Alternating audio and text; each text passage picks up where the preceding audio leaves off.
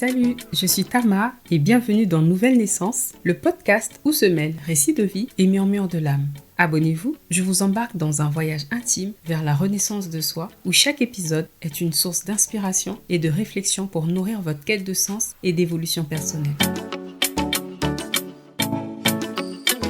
Bienvenue dans ce 5e épisode où j'ai le plaisir d'accueillir une invitée spéciale sur ce sujet. Je suis avec Rachira. Salut Rachira. Salut Tama. Ce sujet parlait à Rachira, étant donné qu'elle a vécu un épisode de souffrance mentale qu'elle va nous développer par la suite. Elle a donc bien voulu faire son kaboula, son partage d'expérience. Nous allons rentrer dans le vif du sujet sans plus tarder. Comment tu vas, Rachira? Ça va bien, merci. Et toi, Tama?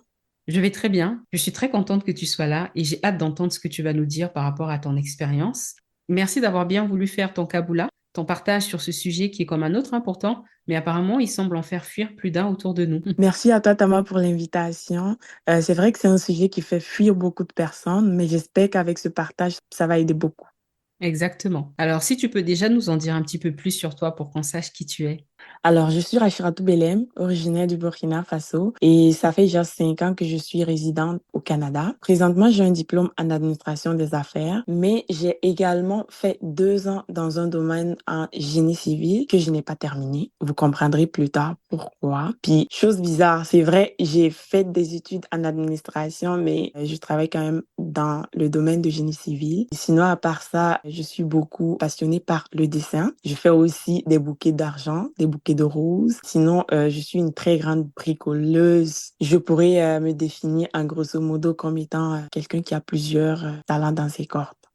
Tu disais que tu fais des bouquets d'argent. C'est quoi ça? Oui, c'est fait à base de tiges de roses puis d'argent que je fais justement pour mes proches, souvent qui veulent faire plaisir à leurs proches. D'argent. Money? Oui, L'argent? money, Des vrai billets? money. Oui, Un bouquet avec des billets oui, des billets d'argent. d'argent. Oui, Ok. oui, c'est Ça ça. doit être beau. Super intéressant. Tu dois avoir le temps de pas t'ennuyer, Oui. j'imagine bien. Alors là, je m'ennuie pas.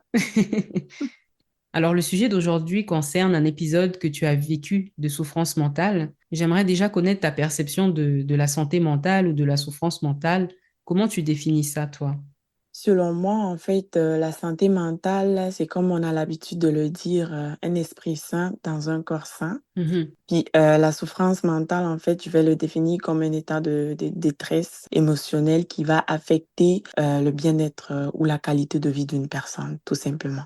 mhm. Puis toi, tu te retrouves dans cette définition-là. Oui, Tu as vécu déjà un épisode de souffrance mentale. Et oui. comment ça s'était passé? C'était dû à quoi? En fait, en écoutant ton podcast précédent, je me suis retrouvée en fait dans tes masques. Mhm, Puis moi, je me suis retrouvée vraiment dans le masque de la force. Je suis quelqu'un qui se donne à fond habituellement. mhm, Donc, quand je suis arrivée ici en 2019, je n'ai jamais rien lâché. J'ai commencé mes études en 2019, puis j'ai commencé graduellement, tout allait bien. Je bossais. J'avais un coéquipier avec qui on faisait des travaux de groupe ensemble, puis je travaillais à côté aussi individuellement. Arrivé à un moment donné, c'est comme si mon corps me disait, Rachira, je suis plus capable, je ne peux plus bosser, je n'avais plus d'inspiration. Tout ce qui avait un lien avec les études était rendu vraiment compliqué à un moment donné pour moi. Puis je m'en rendais pas compte parce que je me disais, ça ne va pas, mais ça va aller. Et comme on dit, le masque de la force, mhm, je fournissais encore plus d'efforts, mais ça ne donnait pas. J'avais des attentes élevées. En fin de compte, quand mes résultats sortaient, c'était vraiment pas le cas. mhm, Donc, à partir de cet instant, je me suis dit, Rachira, il y a de quoi qui ne va pas. Faudrait que tu acceptes qu'il y a dans la vie des moments que, oui, certes, on a toujours été bon, mais que ça ne va pas toujours être bon. mhm. Donc, à partir de cet instant, j'ai donc décidé d'aller contacter le service d'aide aux étudiants internationaux. Mais avant ça, en fait, mon coéquipier me parlait beaucoup.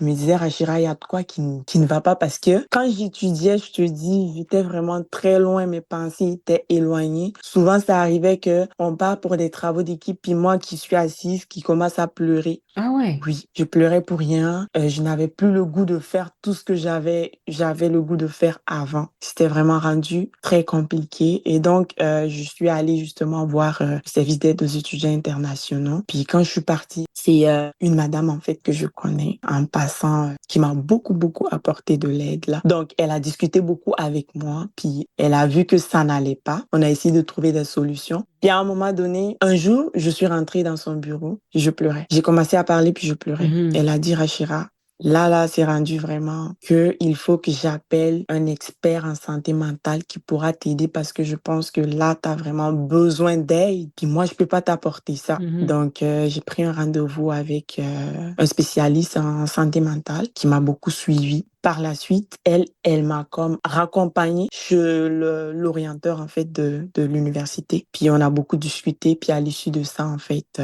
j'ai réussi, en fait, à m'en sortir quand même. D'accord. Là, tu as un peu tout dit rapidement, mais si je rentre un peu plus dans les détails, tu parlais tout à l'heure de ta sensibilité, hein, le fait que bah, tu étais devenue sensible, que tu avais du mal à te concentrer. Est-ce que tu avais d'autres symptômes? Parce que j'imagine qu'il y en a eu plusieurs qui se sont manifestés. La tristesse, j'étais beaucoup triste. L'énergie aussi, je n'avais plus d'énergie. Habituellement, je suis quelqu'un qui apporte beaucoup d'énergie. Je suis énergétique, ça là, tout le monde sait. Puis à un moment donné, Rachira n'est plus capable de rien faire, qui n'a plus d'énergie, Mhm. qui est rendu triste. Puis habituellement aussi, je suis joviale. Donc, c'était vraiment dur. Ouais. Vraiment.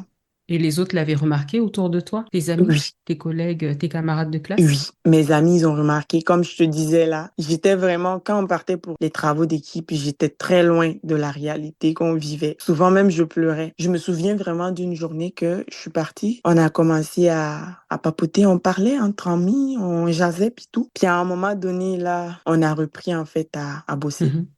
Dès qu'on a commencé à bosser, je ne sais plus là, mais j'ai commencé à pleurer. Je me suis effondrée. Mhm.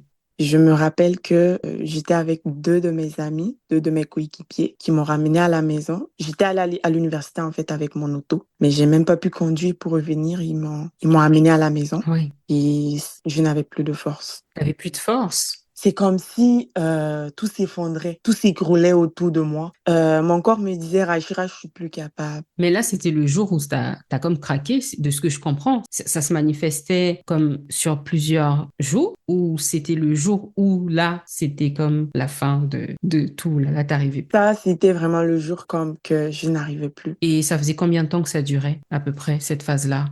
Ça durait environ 2 mois. Ok, fait que t'as vécu comme ça pendant 2 mois. Oui, Fait que ça faisait 2 mois que tu vivais comme ça, et ce jour-là, t'as craqué. oui, c'est ça. Puis on a parlé au service des étudiants, de ce que j'ai compris, une personne qui t'a accompagné. Oui. Puis cet épisode-là, en dehors de la personne à qui tu en as parlé, est-ce que tu as vécu ça seul, en famille?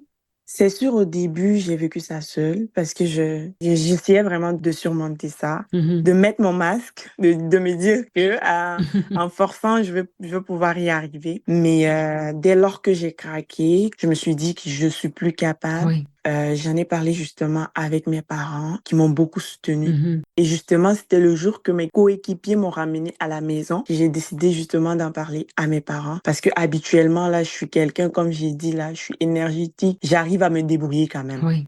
Puis là, c'était vraiment quelque chose de trop qui pesait vraiment sur mon dos. Donc, j'ai décidé d'appeler mes parents. Mhm. C'était vraiment difficile parce que eux qui sont pas ici au Canada avec moi, Ouais.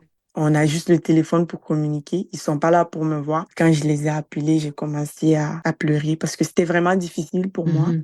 Puis quand j'ai dit ça, ben, mes parents, ils ont vite compris. C'était difficile de quoi? De leur en parler? Parce que c'était la première fois que ça t'arrivait ou c'est parce que tu n'osais pas, tu avais honte? Qu'est-ce qui était difficile? C'est sûr que c'était difficile pour moi. Personnellement, je suis quelqu'un qui aime tout donner, puis habituellement, je vois des résultats positifs. Mhm. Puis cette fois-ci, je vois pas de résultats positifs. Puis je me dis, c'est pas normal. Rachira, c'est pas normal. Mhm. C'est pour ça que j'ai pris du temps pour en parler. Ouais. Parce que je me disais que j'allais pouvoir passer au-dessus de tout ça. Sauf que t'as pas réussi, fait que c'était comme un peu, pas humiliant, mais un petit peu, enfin, tu t'étais un peu déçu de toi-même, en fait, d'en arriver à ce niveau-là, j'imagine. C'est ça, justement. Tu comprenais pas pourquoi t'avais pas réussi à surmonter ça, parce que t'avais tellement tout donné, hein, ce masque de la force qu'on aime bien, là. On donne tout, puis malgré tout, on se rend compte que ça donne pas grand-chose. Puis tu te dis, mince, mais pourquoi ça marche pas? C'est ça, justement. Puis je réfléchissais beaucoup. Je ne savais pas comment aborder le sujet avec mes parents. Je me disais déjà, on est nombreux quand même dans la famille. Puis on t'envoie au Canada. Ouais. Ben, moi, mes parents, ils m'ont toujours soutenu dans tout ce que j'ai pu faire. Et c'est ça surtout que j'ai dit. Ils me soutiennent, puis je suis même pas capable de faire ça. Hmm. Je suis pas capable d'apporter de bons Ouais. rendements. Donc, c'était quand même difficile. C'était difficile pour eux aussi parce qu'ils n'étaient pas là pour me voir. Parce que ce jour-là, je pourrais te dire que pour quelqu'un qui me connaissait, il n'allait plus me reconnaître parce que je suis pas quelqu'un qui est de nature à appeler pour se plaindre ou à appeler pour pleurer ou pleurnicher pour quoi que ce soit. Je me dis toujours que si quelque chose arrive, Mhm. ça arrive pour un objectif de vie, en fait. Ouais. Puis ce jour-là, tu sais, j'étais vraiment déboussolée. Je me suis dit qu'il fallait que j'en parle, vraiment, parce que ça allait beaucoup m'aider. Et ça m'a beaucoup aidé. Hmm. Parce que mes parents, ils l'ont quand même bien pris. Ils m'ont beaucoup soutenue, Mais vraiment. cette pression-là, finalement, c'était toi qui te la mettais toute seule ou c'était eux aussi indirectement? C'était moi seule qui la mettais toute seule. T'as toujours été comme ça ou c'est parce que t'es arrivé ici pour tes études que tu t'es mis cette pression-là? Elle est venue d'où en fait? Mais moi, je dirais que déjà, l'aventure de quitter chez nous pour venir ici, je pense que ça éduque beaucoup. C'était la première fois que tu voyageais? Pas la première fois que je voyageais, mais la première fois que je quittais loin de mes parents pour étudier. Donc c'était la première fois que tu venais vivre seule. Oui, c'était la première fois que je venais vivre seule. Ok. En fait, quand j'avais le projet de venir au Canada pour études, je me disais que je venais ici pour faire un domaine en fait en architecture. Du coup, ben, quand je suis arrivée, Oui.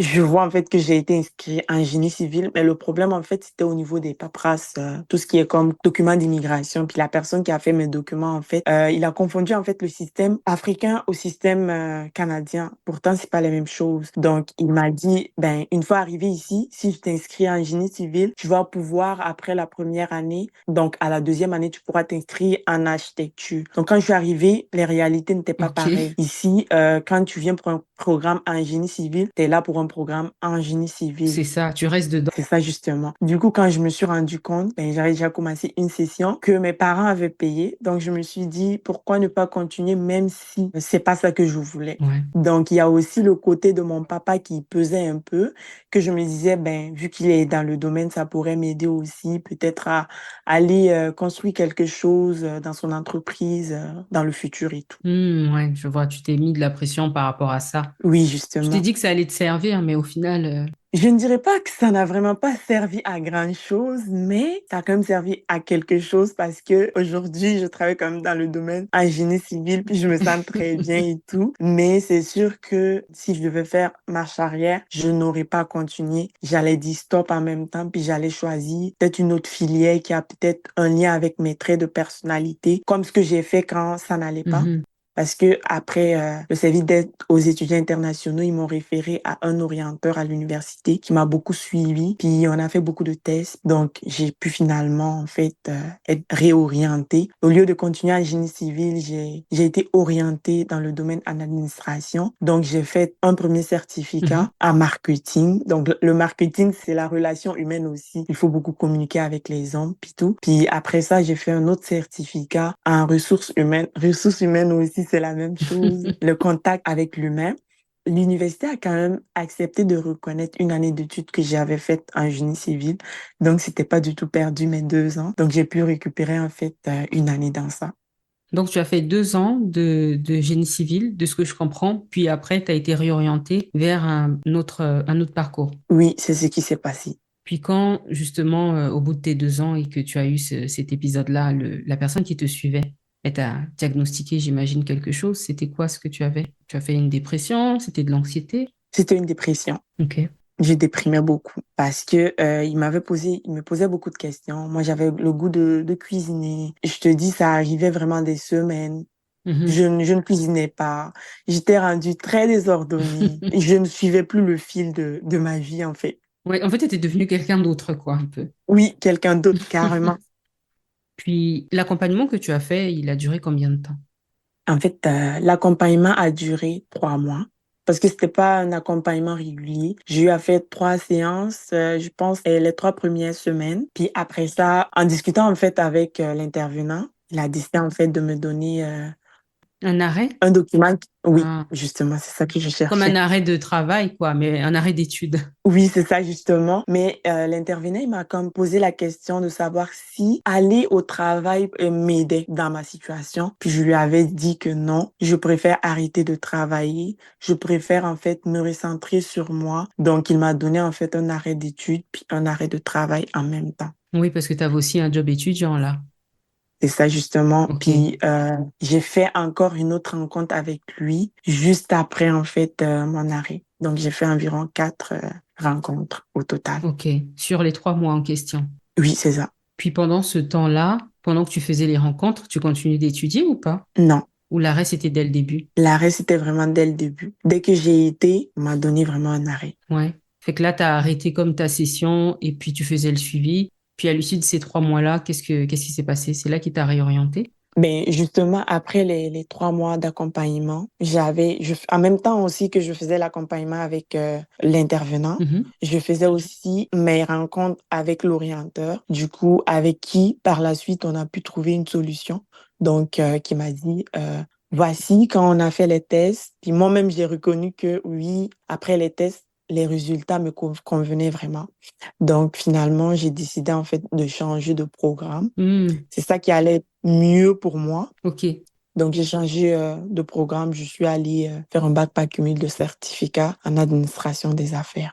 Ah, d'accord. Tu avais l'orienteur, donc l'orienteur, la personne de l'université, et l'intervenant social. Oui, c'était les deux en même temps. Ces deux-là travaillaient ensemble. Enfin, je veux dire, ils se côtoyaient tous les deux par rapport à ton dossier ou c'était totalement indépendant, les deux démarches? C'était vraiment indépendant, Ok. vraiment indépendant. Puis lorsque tu t'es réorienté, comment tu as traversé cette période-là, en fait, cette dépression-là? D'ailleurs, quand il t'a dit que tu as fait une dépression, comment tu as réagi? Parce que j'imagine que c'était peut-être la première fois que tu prenais conscience que tu faisais une dépression. Oui, c'est sûr que c'était visible parce que même moi, tu l'avais en fait mentionné dans ton premier podcast, je pense, hein, l'écoute de soi, ou c'était le deuxième. En tout cas, je me rappelle pas, mais je l'ai écouté quand même là. C'est quand ton corps commence à te dire, je suis plus capable, Mhm. je veux que tu arrêtes. C'est à ce moment-là, il n'est plus question de se rendre compte de quoi que ce soit là. Ouais. T'es obligé en fait de, C'est évident. t'es vraiment obligé en fait de débourser du Ouais. chemin, de revenir en arrière, de te poser des questions, Mhm. puis de reprendre de plus belle. Ouais. Donc en ce moment, j'ai compris que je ne pouvais plus avancer, qu'il était vraiment temps pour moi Mhm. de prendre sur moi, de me reconstruire. Ben oui, il faut parfois reculer pour mieux sauter. C'est ça. Fait que là, tu avais besoin d'une pause. Puis c'est un peu ironique, tu vois, finalement, parce que tu avais fait des démarches pour t'inscrire en architecture, tu t'es retrouvé en génie, mais au final, ça n'a pas fonctionné parce que bah, c'était pas ce que tu voulais faire, hein, en fait, hein, quelque part. C'est ça qu'on dit souvent, il faut s'écouter. Dès la première fois qu'on doute de quelque chose, là, c'est mieux de s'écouter. Il faut se dire, ben, si je me dis qu'il faut que j'aille là, Mhm. je m'en vais là. Parce que moi, j'ai douté. Je me suis dit quand même que même si c'est pas quelque chose que j'ai voulu faire, Mhm. j'allais le faire quand même. D'accord, donc tu avais déjà des doutes, toi, depuis le début. Tu n'étais pas à l'aise, en fait, avec ce parcours-là que tu avais commencé à faire. Ce n'est pas que j'avais des doutes. Moi, là, je te le dis, c'était vraiment l'architecture que je voulais faire. L'architecture ou rien.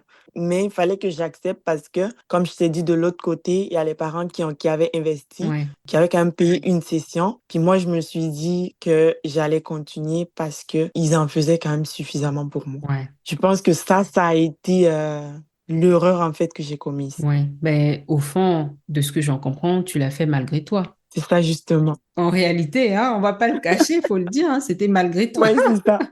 Et ça a eu les effets que ça devait avoir, en fait. Des fois, ça se passe bien, mais là, ça n'a pas été le cas. Parce que tu t'es mis de la pression sur quelque chose finalement que tu voulais pas tant que ça. Puis au final, ça ne correspondait pas aussi à ta personnalité parce que parfois ça match. Mais là, tu as fait autre chose. Par contre, ce qui est positif, c'est que tu as su utiliser tes 2 années en génie pour pouvoir, on va dire, travailler aujourd'hui, quoi. Fait que c'était pas perdu. C'est vrai que quand je vivais la situation, je me disais, j'ai perdu 2 années, ça va être compliqué pour Mhm. moi. Je me posais beaucoup de questions par rapport à ça, Mhm. mais une chance, comme j'ai dit, quand même, cette filière m'a ouvert beaucoup de portes. Ouais.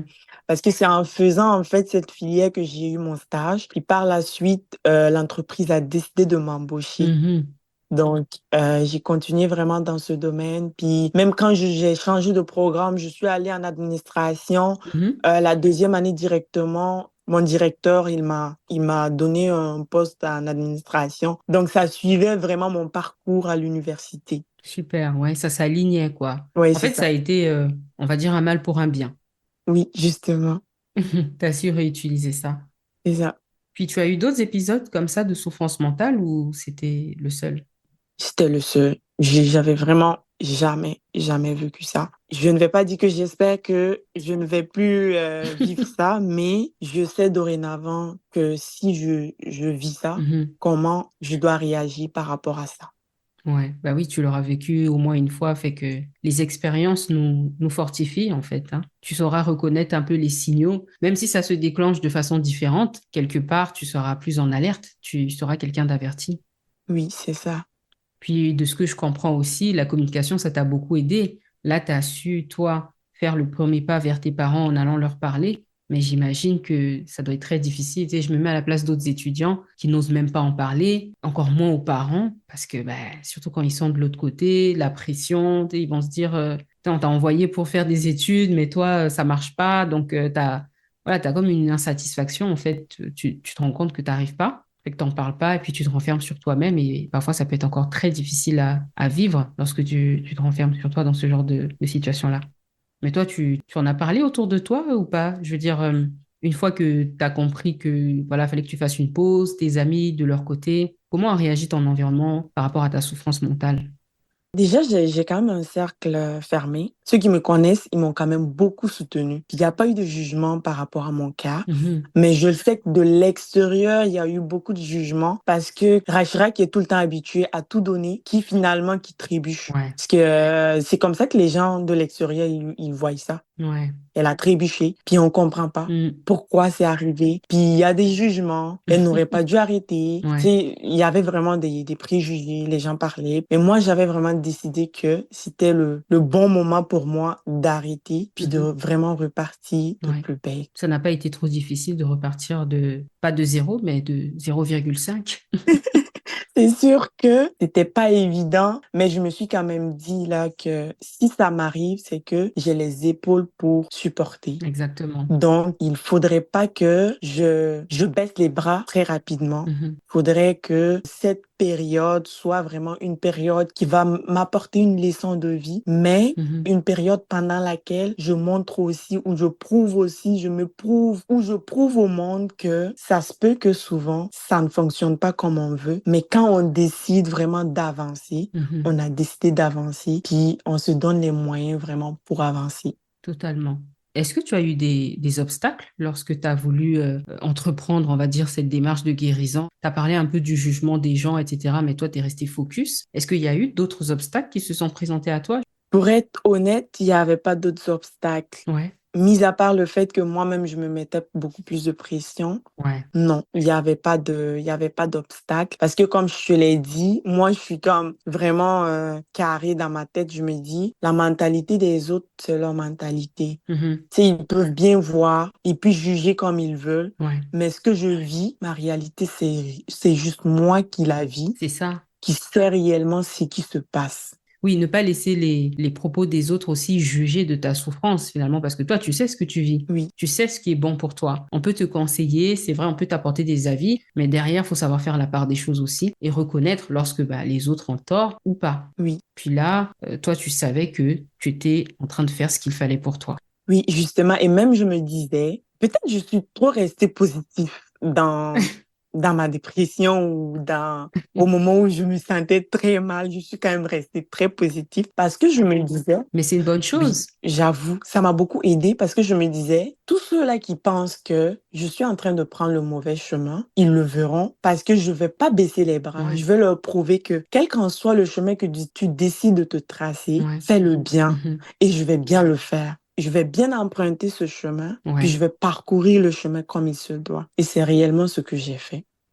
Mais c'est curieux ce que tu dis. Donc, les gens, on va dire, pensaient que tu faisais pas le bon choix parce que, mais tu n'as pas arrêté tes études. Je veux dire, leur jugement venait du fait que tu changeais de parcours. Donc, le fait que génie, c'était comme trop bien, fait qu'il fallait pas le laisser. Ou ils se sont arrêtés au fait que tu n'allais plus en cours. En fait, qu'est-ce qu'ils jugeaient mal? Ton choix, ta nouvelle réorientation ou ce que tu vivais, en fait, le fait d'avoir arrêté et que c'était pas bon d'arrêter. C'était beaucoup plus ma nouvelle réorientation parce que le monde, ils se disent, le domaine de génie civil, tu as déjà fait 2 ans. Pourquoi abandonner Ouais, quand tu as déjà atteint presque le bout du tunnel? Parce que là, tu es au milieu. oui, Parce que le programme en génie, c'est 4 ans. Puis là, tu es déjà rendu à 2 ans. ok, ouais, la moitié. C'est ça. Puis le monde, il regarde l'investissement que les parents, ils ont fait. Tu comprends? Donc, ils disent, Mhm. tes parents, ils t'ont envoyé ici au Canada, t'arrives, c'est pas la première année que tu décides de changer de programme, mais c'est à la deuxième année que tu décides de changer de programme. Quand tu sais que tu as déjà rempli ta deuxième année, tu comprends? Les gens, ils n'arrivaient pas vraiment à comprendre le pourquoi. Ouais, Pourquoi elles décident de changer? Pourtant, j'en avais vraiment besoin. J'ai exactement. vraiment besoin de changer. Ben oui. Parce que je te dis, hein, carrément, quand j'ai changé, quand je suis partie en administration des affaires, même un jour, je me suis même pas assise pour penser que j'allais échouer un cours. Non, tout Mhm. allait bien. Si je me sentais à l'aise, je me sentais à mon endroit. Ouais. Et même, je te dis, il y a des profs qui m'approchaient, qui disaient, tu fournis vraiment de bons rendus Mhm. quand on nous donnait vraiment des travaux à rendre, et même en équipe individuelle, là, Mhm. j'ai quand même de bons commentaires. Pourtant, je suis restée en génie pendant 2 ans. Il y a des commentaires, j'en avais pas. Mhm. Et même à peine souvent, tu sais, t'as la moyenne, juste au-dessus de la moyenne. Oui. C'est pas ce que je recherchais aussi. Mhm. Donc, c'était vraiment compliqué. Je pourrais dire vraiment que c'était une belle expérience quand même pour moi, cette partie que j'ai vécue, parce que ça m'a appris beaucoup de choses. Ouais. J'ai appris vraiment, et même, je peux dire, c'est pendant cette période que j'ai découvert ma passion de dessinatrice là. J'ai appris beaucoup à m'appliquer parce que j'avais vraiment un temps mort. Puis je me disais, ça servait pas de te lever tous les jours, de Mhm. penser à ta situation. Pourtant, tu peux faire des choses qui vont beaucoup t'aider. Du coup, je suis allée au Dollarama. J'ai payé mes tableaux, j'ai payé ma peinture, je suis venue. Je regarde un peu sur des applications. Mhm. J'ai de l'inspiration, je commence à faire ma peinture Mhm. dans mes temps libres. Les bouquets aussi de roses. Avant, je faisais aussi des bouquets de fraises au chocolat. Ah! Et j'ai commencé d'abord par ça, oui, justement. Puis, je faisais ça comme activité parce que je ne travaillais pas aussi. Donc, je faisais ça pour avoir un peu d'entrée d'argent aussi. Donc, Ouais. vraiment, c'est pour dire en fait que ce sont des périodes que tout le monde est peut-être appelé à vivre. Et quand ça arrive, Ouais. il ne faut pas s'apitoyer sur son sort. Il faut essayer de trouver une porte de sortie. Exactement. Qu'est-ce que tu peux faire pour te sentir mieux? C'est très difficile parce que tu es déjà bas, Oui, tu es déjà en c'est bas. ça. C'est difficile de le réaliser quand on est dedans. C'est ça justement, mais qu'est-ce que tu peux attraper? Qu'est-ce que tu peux appuyer Exactement. pour que tu puisses mieux te sentir? Puis ça va graduellement. C'est ça. Faut trouver de quoi s'accrocher en fait, hein. Oui, Faut trouver sa source de motivation c'est ça. pour pouvoir sortir la tête hors de l'eau. Même si c'est très difficile. Oui, c'est vrai. Puis aussi, j'écoutais beaucoup de podcasts. Ça m'a Ah. beaucoup aidé parce que je me suis rendu compte que je ne vivais pas la situation peut-être d'une manière malsaine ou bien c'était normal que ça arrive parce qu'il y a d'autres personnes qui vivent ça. Mhm. C'est la prochaine question que j'allais te poser aussi. Est-ce que tu as eu recours à d'autres ressources en fait pour t'en sortir? Qu'est-ce que tu as fait en dehors de ton suivi avec l'intervenant et l'orienteur? Donc là, je comprends que tu écoutais des podcasts. Tu écoutais déjà des podcasts avant ou c'est à partir de ce moment-là que tu as commencé à écouter des podcasts? À partir de ce moment, j'ai commencé à écouter des podcasts. Tu étais en Oui, détresse, tu es parti chercher des oui, solutions. oui, Tu t'es dit, qui vit la même chose que moi? J'ai besoin c'est d'aide. ça. C'est ça, parce que je fouillais beaucoup sur Internet, puis les podcasts aussi, ça m'a beaucoup aidé, Ouais, parce que je me suis quand même rendu compte que je vivais pas, c'est pas seulement moi qui vis cette situation, oui, il y a d'autres personnes qui vivent cette même situation, puis ils ont réussi à trouver des moyens pour s'en sortir, pourquoi pas moi? Puis exactement. j'essayais aussi souvent d'appliquer des conseils, tu sais. Ouais. Comme il y en a d'autres qui disaient, ça va être important peut-être de sortir, courir un peu, prendre une marche. Mhm. Tu sais, c'est des petites choses comme ça qui m'ont beaucoup aidé aussi à pouvoir mieux me sentir. Ouais, à relativiser, puis à extérioriser aussi, hein, parce que la dépression, c'est quelque chose qu'on vit à l'intérieur de nous, hein, et très souvent, c'est ça, c'est quelque chose que tu n'as pas réussi à extérioriser. Ça se manifeste, mais quelque part, faut s'en débarrasser. Fait que d'écouter des podcasts qui t'ont inspiré, bah, tu vois, ça me fait plaisir, ça me rassure, moi, ça m'encourage, comme quoi, c'est utile. Et oui, c'est très, très utile. Les podcasts, c'est vraiment la chose qui aide beaucoup de personnes. Ouais, Je sais pas comment exprimer ça, mais tu sais, ça libère. ouais, Ça libère. Et même souvent, on peut l'écouter. Puis même le simple fait de se retrouver dans une situation un peu pareille que l'autre, oui, ça t'apaise. ouais. Ça t'apaise beaucoup. En dehors des podcasts, tu as fait autre chose? Tu as écouté autre chose ou... Pas vraiment, comme j'ai dit, à part dessiner, Mhm. pour juste m'évader souvent. Ouais. Écouter aussi de la musique, ça m'aidait beaucoup. Mhm. Les podcasts aussi que j'écoutais, ça me donnait beaucoup de conseils. Donc, ce sont des conseils que j'essayais aussi d'appliquer pour mieux me sentir. Quand tu parles de podcast, c'est des podcasts ici, genre du Québec ou d'ailleurs? Non, d'ailleurs, souvent là, je partais en fait sur ma barre de recherche. Là, j'écris podcast, puis je choisis en fait les thèmes qui me parlaient mieux. D'accord, intéressant. Mhm. Puis, quel conseil tu donnerais pour finir à d'autres personnes qui vivraient la même chose que toi, en dehors de ce que tu as dit quand même, qu'est-ce que tu retiens de tout ça en fait? Moi, je dirais premièrement, quand ça arrive, c'est vrai que c'est difficile de reconnaître que ça est en train d'arriver, Oui. mais il faut l'accepter. Quand ça arrive, il faut accepter que c'est arrivé. Mhm. Et aussi, il faut essayer de trouver des solutions au lieu de s'apitoyer sur son sort. Mhm. Essayer de trouver des solutions, tant bien que c'est difficile. Oui. À côté aussi, ce serait important de beaucoup communiquer Ouais. parce que la communication, ça libère. Justement, on est en train de parler, ça me libère. Mhm.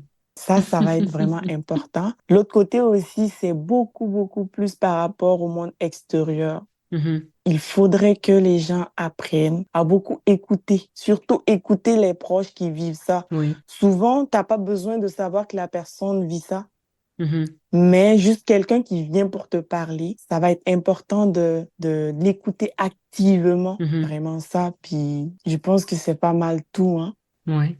Mais c'est un peu ça l'idée aussi derrière, c'est d'éduquer les gens, en fait, notre communauté, hein, n'importe qui finalement qui va écouter ce podcast, d'éduquer les personnes sur cette problématique, Oui, d'être réceptif, en fait, parce qu'on n'est pas éduqué beaucoup sur ces sujets-là. justement, Finalement, hein, on n'est pas habitué à parler de nos émotions, à extérioriser et à les reconnaître, à les définir aussi. Fait que quand ça se présente, moi, de ce que je remarquais, c'est que ben, on ne sait pas comment réagir aussi, tu vois. c'est vrai, C'est pas juste de la mauvaise foi. Parfois, tu sais pas comment faire, en fait. Tu sais pas comment réagir face à la souffrance de l'autre. c'est ça. Alors, parfois, tu fais rien parce que tu as peur de faire quelque chose. Peut-être que ça va mal se passer, fait que tu fais rien. Ou alors, tu vas faire quelque chose, mais tu le fais mal Oui, ou tu fais volontairement du mal aussi. Et il y a des gens qui vont mal l'interpréter, comme tu disais un peu, des jugements à tort. Tu sais, oui, ils vont plutôt voir que tu fais des mauvais choix ou que tu gâches quelque chose de ta vie, alors que derrière, tu souffrais, en fait. c'est Au ça. lieu de voir cette souffrance-là, ben, ils vont voir juste, en fait, ce qu'ils ont envie de voir, Oui, alors qu'ils auraient pu se rapprocher de toi pour essayer de mieux comprendre ce qui se passait. c'est ça. Mais bon, c'est un travail qu'on fait, qu'on essaie de faire, et voilà, il faut commencer à en parler autour de nous, ne pas en avoir honte aussi, parce que ça va ensemble tout ça.